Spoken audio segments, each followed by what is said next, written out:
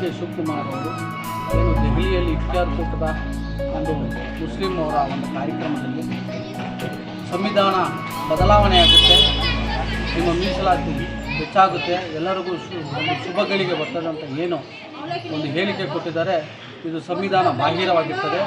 ಒಬ್ಬ ಜವಾಬ್ದಾರಿಯುತ ಒಬ್ಬ ಉಪಮುಖ್ಯಮಂತ್ರಿಗಳಾದಂಥ ಡಿ ಕೆ ಶಿವಕುಮಾರ್ ಅವರು ದಯವಿಟ್ಟು ಈ ಮಾತಿಗೆ ಸಾರ್ವಜನಿಕವಾಗಿ ಬೇಷರತ್ತು ಕ್ಷಮೆಯಾಚನೆ ಮಾಡಬೇಕು ಮತ್ತು ಅವರು ಈ ಕೂಡಲೇ ರಾಜಕೀಯ ನಿವೃತ್ತಿ ಹೊಂದಿ ರಾಜೀನಾಮೆ ಕೊಡಬೇಕು ಅಂತ ಹೇಳ್ಬಿಟ್ಟು ಕರ್ನಾಟಕ ದಲಿತ ರೈತ ಸೇನೆ ಇವತ್ತು ಒತ್ತಾಯ ಮಾಡ್ತದೆ. ಯಾಕಂದರೆ ಇವತ್ತು ಎಲ್ಲ ಪಕ್ಷದಲ್ಲಿರ್ತಕ್ಕಂಥ ಕೆಲವು ರಾಜಕಾರಣಿಗಳು ಸಂವಿಧಾನದಡಿಯಲ್ಲಿ ಏನೋ ಇವತ್ತು MLA MP ಗಳಾಗಿ ಇವತ್ತು ಸಂವಿಧಾನದ ವಿರೋಧಿ ಹೇಳಿಕೆಗಳನ್ನು ಕೊಡ್ತಾ ಇದ್ದಾರೆ. ಇವತ್ತು ದಲಿತ ವಿರೋಧಿ ನೀತಿಯನ್ನು ಅನುಸರಿಸ್ತಾ ಇದ್ದಾರೆ. ಇದನ್ನು ನಾವು ತೀವ್ರವಾಗಿ ಖಂಡಿಸ್ತೇವೆ. ಯಾಕಂತಂದರೆ ಇವತ್ತು ಸಂವಿಧಾನ ಇಲ್ಲ ಅಂತಂದರೆ ಯಾವುದೇ ಶಾಸನ ಸಭೆ ಇಲ್ಲ, ಇವತ್ತು ಯಾರು ಶಾಸಕರಾಗಲಿಕ್ಕೆ ಆಗ್ತಾ ಇರಲಿಲ್ಲ, ಇವತ್ತು ಕಾನೂನನ್ನು ರೂಲ್ ಮಾಡೋಕ್ಕಾಗ್ತಾ ಇಲ್ಲ.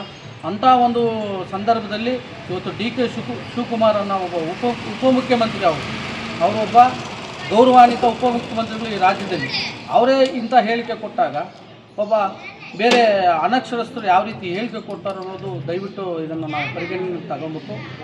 ಏನೋ ಇವತ್ತು ಮುಖ್ಯಮಂತ್ರಿಗಳು ನಾವು ದಲಿತರ ಪರ, ಇವತ್ತು ಅಂಬೇಡ್ಕರ್ ಅವರ ಎಲ್ಲ ಜೀವನ ಚರಿತ್ರೆಯನ್ನು ನಾನು ಅರ್ಥಕೊಂಡಿದ್ದೀನಿ, ಅಂಬೇಡ್ಕರ್ ಅವ್ರಿಗೆ ಧಕ್ಕೆ ಆಗದಂತೆ ನಾನು ನೋಡ್ಕೊತೀನಿ, ಸಂವಿಧಾನವನ್ನು ನಾನು ಉಳಿಸ್ತೀನಿ ಅಂತ ತಾವೇನು ಹೇಳ್ತೀರಿ, ತಾವೇನೋ ಹೇಳೋದು ಸತ್ಯವಾಗಿದ್ದರೆ ಈ ಕೂಡಲೇ ಡಿ ಕೆ ಶಿವಕುಮಾರ್ ಅವರ ರಾಜೀನಾಮೆಗೆ ತಾವು ಒತ್ತಾಯ ಮಾಡಬೇಕು. ಅವರನ್ನು ಈ ಕೂಡಲೇ ಏನು ಶಾಸಕತ್ವದಿಂದ ಇಳಿಸಬೇಕು. ಇಲ್ಲವಾದಲ್ಲಿ ಇಡೀ ಕರ್ನಾಟಕ ರಾಜ್ಯಾದ್ಯಂತ ನಾವು ಹಂತವಾಗಿ ಹೋರಾಟವನ್ನು ಮಾಡ್ತೀವಿ. ಯಾಕಂದರೆ ದಲಿತರ ಒಂದು ಮತಗಳನ್ನು ಪಡೆದು ಇವತ್ತು ರಾಜ್ಯದಲ್ಲಿ ತಾವು ಕಾಂಗ್ರೆಸ್ ಸರ್ಕಾರ ಇವತ್ತು ರಾಜ್ಯದಲ್ಲಿ ತಾವು CM ಆಗಿದ್ದೀರಿ ಮತ್ತು ಇವತ್ತು ಕಾಂಗ್ರೆಸ್ ಸರ್ಕಾರ ಗಟ್ಟಿಯಾಗಿದೆ.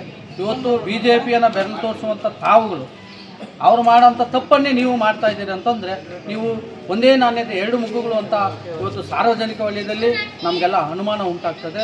ಹಾಗಾಗಿ ದಯವಿಟ್ಟು ಮಾನ್ಯ ಸಿದ್ದರಾಮಯ್ಯನವ್ರಿಗೆ ನಾನು ಮನವಿ ಮಾಡ್ತೀನಿ, ಈ ಕೂಡಲೇ ಡಿ ಕೆ ಶಿವಕುಮಾರ್ ಅವರನ್ನು ಏನು ಅವರ ರಾಜೀನಾಮೆಯನ್ನು ಸ್ವೀಕಾರ ಮಾಡಬೇಕು, ನಿಮ್ಮ ಪಕ್ಷದಿಂದ ಉಚ್ಚಾಟನೆ ಮಾಡಬೇಕು, ಅವರ ಪರ್ಮನೆಂಟಾಗಿ ಸನ್ಯಾಸತ್ವವನ್ನು ಸ್ವೀಕರಿಸಬೇಕು ಅಂಥೇಳಿ ನಾನು ಇವತ್ತು ಮಾಧ್ಯಮದ ಮುಖಾಂತರ ತಮಗೆ ಒಂದು ಪತ್ರಿಕೆ ಹೇಳಿಕೆಯನ್ನು ಕೊಟ್ಟು ತಮಗೆ ಎಚ್ಚರಿಕೆಯನ್ನು ಕೊಡ್ತಾಯಿದ್ರಿ.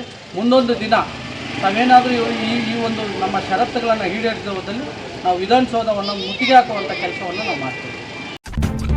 ನಿರ್ಭಯ್ ಮೀಡಿಯಾ ಚಾನೆಲ್ ವೀಕ್ಷಿಸಿ, ಸಬ್ಸ್ಕ್ರೈಬ್ ಮಾಡಿ, ಲೈಕ್ ಮಾಡಿ, ಶೇರ್ ಮಾಡಿ.